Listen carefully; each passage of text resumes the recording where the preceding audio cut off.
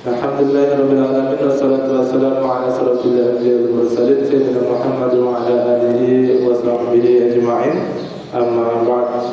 Puji syukur kehadirat Allah Subhanahu wa taala hingga pada subuh ini kita bisa salat berjamaah setelah tadi sahur bersama.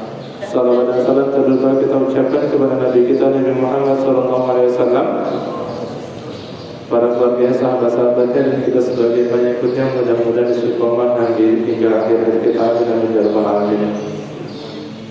Pada dan talibah yang berkata Allah, untuk pagi ini insyaallah kultum sedikit akan disampaikan di masjid berjamaah, maka insyaallah mudah-mudahan semuanya bisa mendengar dan nanti ada tugas untuk mencatatnya. Silakan nanti dicatat di buku masing-masing.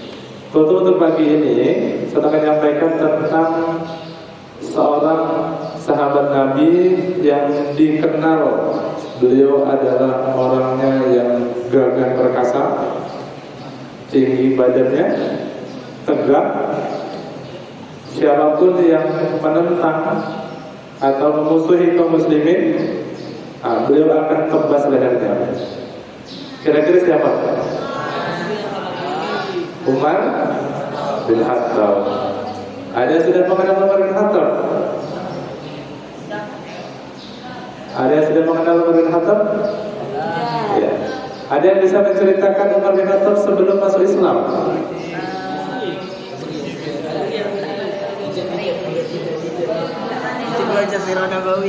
Ya. Umar bin Khattab sebelum masuk Islam, beliau itu pertama, mohon maaf, waktu beliau masih jahiliyah, beliau itu adalah seorang pemabuk, minum khamar. Ya, beliau juga sering bergulat, berkelahi. Badannya tegak, besar, tinggi, kekar, kuat. Makanya salah satu yang paling dikagumi di Mekah itu adalah Umar bin Khattab. Jadi hampir semua orang masuk penduduk Mekah itu, ketika ada Umar di situ, mereka takut. Makanya sampai Nabi berdoa, ya Allah, turunkanlah 2 Umar untuk menguatkan sendi-sendi kaum muslimin. Allah berdoa kayak gitu sampai akhirnya Allah turunkan hidayah kepada Umar bin Khattab. Ya. Nah, kemudian setelah Umar bin Khattab masuk Islam, kemudian Islam bisa tegak berdiri, Islam bisa keluar dari sembunyi-sembunyi untuk berdakwah. Pernah dengar kisah Umar yang mengubur anaknya hidup-hidup? Nah, Umar waktu masih jahiliyah punya anak kecil perempuan, anaknya sudah masih kecil tapi sudah bisa berjalan, sudah bisa ngobrol sama orang. Kemudian kisah ini nyata, kalau aku lagi baca surah Nabawiyah, anaknya kemudian dibawa sama Umar, dibawa ke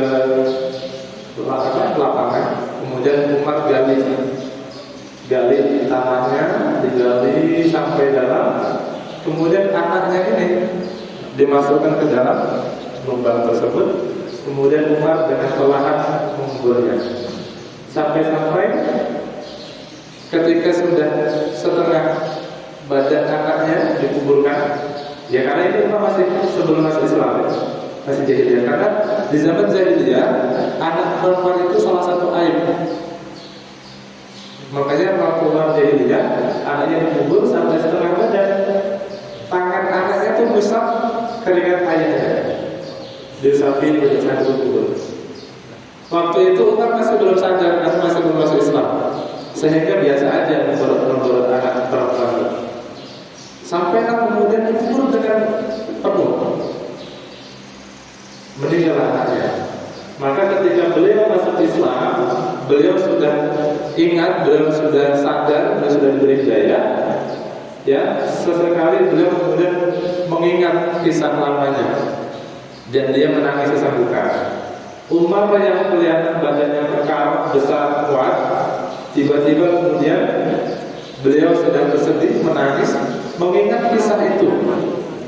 mengingat kisah ketika beliau mengumpulkan anak kandungnya. Ya, kenapa? Ya tadi dulu Islam itu sebelum Islam datang di masa jahiliyah, perempuan itu tidak berharga. Perempuan itu sesuatu dianggap aib. Tapi pada Allah Islam datang memuliakan wanita, memuliakan perempuan, sehingga tidak ada lagi sejarah kemudian dalam Islam menjelek-jelekan perempuan atau menistakan perempuan. Nah ini bagi Talibah, coba antum baca kisah ini agar antum lebih percaya diri menjadi seorang muslimah bahwa Islam hari ini ya memuliakan sekali perempuan. Dulu di zaman jahiliyah Islam tidak ada, muslimah tidak ada budaya. Nah itu sebuah kisah yang sangat luar biasa, sehingga Umar bin Khattab menyesalinya ketika beliau sudah masuk Islam. Itu salah satunya. Salah berikutnya, Umar bin Khattab ini adalah salah satu khalifah yang kemudian membuat keputusan yang sekarang sampai hari ini kita kerjakan, yakni mengumpulkan kaum muslimin untuk sholat tarawih.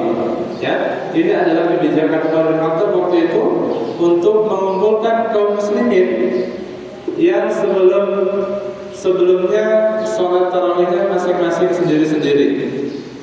Ketika zaman Nabi, sholat tarawih itu belum satu bulan. Ya kan? Nanti kalau dibaca lagi kisahnya bagaimana Nabi sholat tarawih bersama jamaah hanya 3 malam. Setelah itu beliau tidak sholat berjamaah lagi. Ketika zaman Abu Bakar juga sama. Ketika Abu Bakar wafat, digantikan khalifah itu kepada Umar lah yang kemudian menyuruh kaum muslimin berkumpul ke masjid, yuk sama-sama kita tarawih. Yang sampai hari ini kita kerjakan. Ya, maka sejarah tarawih ini sudah dilaksanakan berjamaah ketika Nabi masih hidup, Abu Bakar hidup, kemudian Umar yang mengumpulkan 1 bulan penuh. Maka yuk sama-sama kita kuatkan fisik dan mental kita untuk terus sholat tarawih berjamaah sampai 1 bulan full. Walaupun nanti atau libur bisa sholat tarawih di kampung masing-masing. Usahakan bisa sholat tarawih berjamaah. Kalau lagi sakit atau berhalangan gimana? Boleh sholat sunnah tarawih munfarid sendirian dengan jumlah yang sudah dikerjakan seperti biasanya. Boleh. Jadi kalau antum lagi sakit atau dalam perjalanan atau dari dimanapun, antum tetap punya kesunahan untuk mengerjakan sholat tarawih. Karena itu juga salah satu sunnah yang dikuatkan oleh Umar bin Khattab untuk sholat tarawih berjamaah selama 1 bulan penuh. Itu. Kemudian yang berikutnya, kisah tentang Umar ini, ya, tadi yang saya sampaikan di awal, ketika Umar masuk Islam, Umar habis syahadat nih, pagi-pagi habis syahadat, kemudian Umar keluar ke khalayak ramai dekat-dekat pasar Makkah. Beliau nenteng pedangnya, dibilang sama semua warga penduduk Makkah, wahai siapa yang istrinya mau menjanda, anaknya mau yatim, ya, maka sini berhadapan denganku. Itu Umar.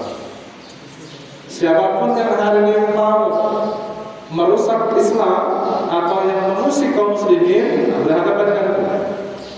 Ya, karena tegas lehernya. Itu ketegasan Umar bin Khattab. Beda dengan Abu Bakar. Abu Bakar orangnya lembut. Kayak gitu. Nanti lagi Utsman orangnya juga lembut. Ali semakin lembut. Nah, Umar ini adalah salah satu sahabat yang paling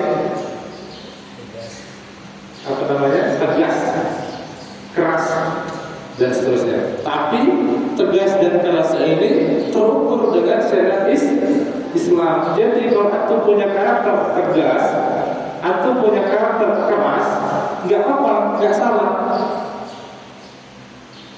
asalkan dibarengi dengan syariat Islam. Ya, jadi kayak gitu. Nah, yang terakhir karena sudah lama ya waktunya, nanti setelah ini kita bertemu. Yang terakhir saya menyampaikan, Umar ini adalah salah satu sahabat Nabi yang punya gelar. Apa gelar Umar? Apa? Ada yang tahu? Itu Hamzah Allah. Ya, Abdul Muin, betul. Umar itu punya gelar namanya Al-Faruq. Apa itu? Pembeda. Jadi kalau ada Umar disebut Al-Faruq, itu artinya beliau pembeda antara yang hak dengan yang batil, ya, yang benar dan yang salah. Bahkan perkataan tetap, ya, diantaranya sebagai salah satu asbabun nuzul atau asbab turunnya surat-surat dan ayat-ayat Al-Quran. Ya, mudah-mudahan nanti antum bisa cari lebih dalam lagi ayat apa saja dan surah apa saja yang berkaitan dengan perkataan Umar bin Khattab. Ya, karena salah satu bukan mujizat, salah satu kebenaran Umar itu perkataan beliau ternyata sesuai dengan ayat Al-Quran. Di atasnya ada dalam surah At-Taubah. Ya, baik, kalau sudah semakin siang setelah ini akan berngobrol, maka sedikit yang tadi disampaikan terkait dengan Umar bin Khattab, mudah-mudahan antum nanti bisa pelajari lebih banyak lagi setelah ini di luar. Baik, antum bisa baca Sirah Nabawiyah, baca buku kisah 60 sahabat Nabi, atau baca tentang sejarah-sejarah Islam yang berkaitan dengan Umar bin Khattab. Wallahu a'lam bishawab. Mudah-mudahan ada manfaatnya. Demikian dari saya, kita akhiri dengan hamdalah. Alhamdulillahirrahmanirrahim. Kita semulakan dengan doa kifaratul majelis. Subhanakallahumma wa bihamdika, asyhadu an la ilaha illa anta, astaghfiruka wa atubu ilaik.